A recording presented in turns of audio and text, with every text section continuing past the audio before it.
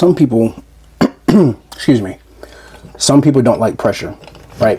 When you start trying to apply pressure to them, to what they know, to what they accept as their norm, right? They don't like it. They will argue, they will fight, they will crumble. I've learned recently to stop expecting things from other people, which stops me from being disappointed. Even if they hold a certain position in my life or I expect them to do certain things, it's just understanding that those expectations that I have of them are based off of my perceived belief of them. But I say all that because of the fact that I expect a lot from myself, because of the goals that I have and what I've done with my life so far. But with that in mind, one of the biggest expectations and questions that I've ever asked myself is, how quickly can I plan, shoot, and edit an ad? Right? I found out today that we have an induction date for my daughter, which is, well, will hopefully be Saturday. So there's an ad for a business that I've planned to do for a while that I have done, and there's one for another business that I talked to recently about doing one for them. And now I'm curious as to how quickly can I write, plan, and shoot and edit their ad and get it to them. Not saying I have to have everything done by Saturday, but wondering how quickly it can take me to make it through a majority of that work. I'm estimating, because right now it's quiet time for my family and it's 14:32 my time, I'm thinking I can probably have most of that planned out in 2 hours, maybe, if I just push and get it done. But we'll see. Vlog video for tomorrow, we'll see. Alright, so update. One thing I've learned, especially from watching people who make more than I do, who do more than I do, is the fact that you want to take lessons from people who are more experienced than you. So one of those things that I had is, or one of those things is getting practice asking customers what it is they're expecting of you and their value before you start making the video, because that gets everybody on the same page as far as what they want. Yes, some clients might find it weird. Some might act like you're supposed to know, but that's not the case, because if you don't communicate, you're never going to figure that out. And so with that in mind,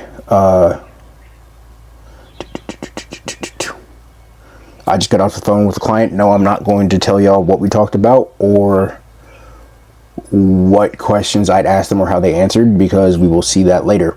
But I will say that when you are doing this, you make it a point to let them know that these questions are used to help you with their final product, and it makes it easier on everybody in the long run. But so now here's the other thing, right? So like I said, I got 2 hours to do this, and my clock is ticking at a little bit less than an hour and a half. So like I said, I've talked to the customer and that's done. So now we're just going to see how long it's going to take me to write this out. I'm thinking about a minute or two should be fine, and we'll go from there.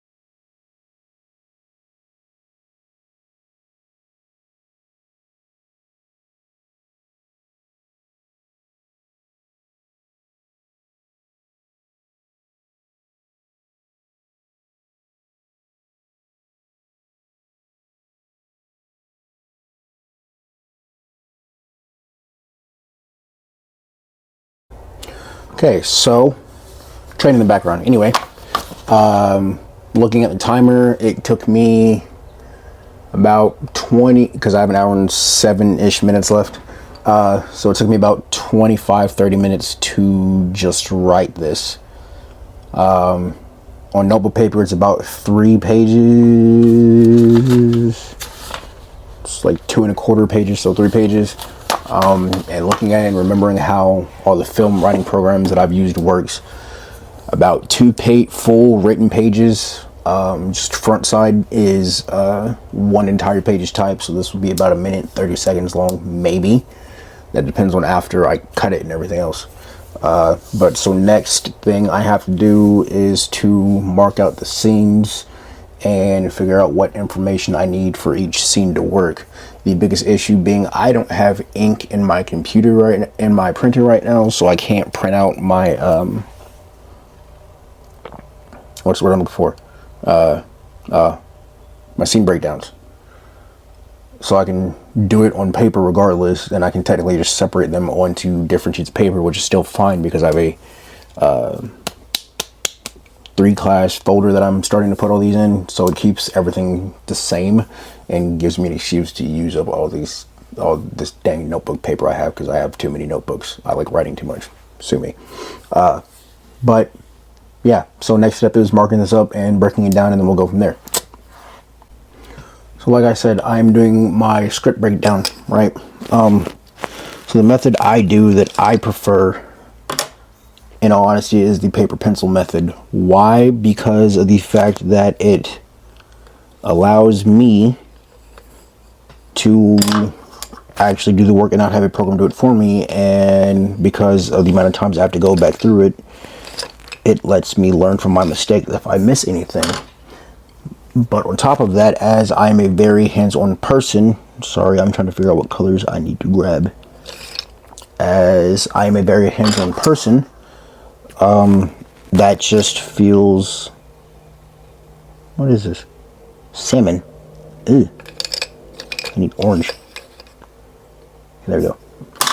It just makes it easier to me and better to me to do all that in person. Oh, Jesus. Do I have a gray in here? Yes, thank God. And then brown. Yeah, light brown works. Still brown. It's brown. It works. Special equipment. And then effects. Nope. Alright, cool. So, literally, it starts by you mark your scene out. Your scene numbers, I only have 2 scenes in this because it starts and it's a majority of it in the barbershop. And then you literally go through line by line, scene by scene, and just start underlining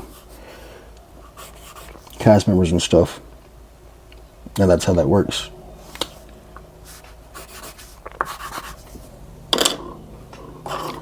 But we shall see how this goes. Peace.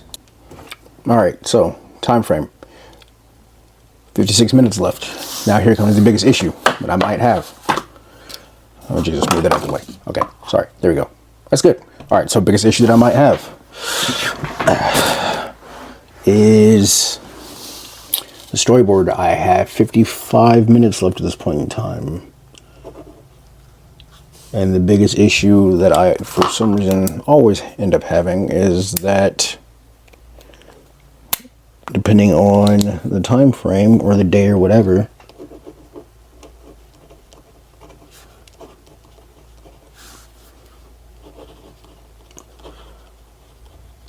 if I don't use these pens often, they don't want to write sometimes, which is dumb to me.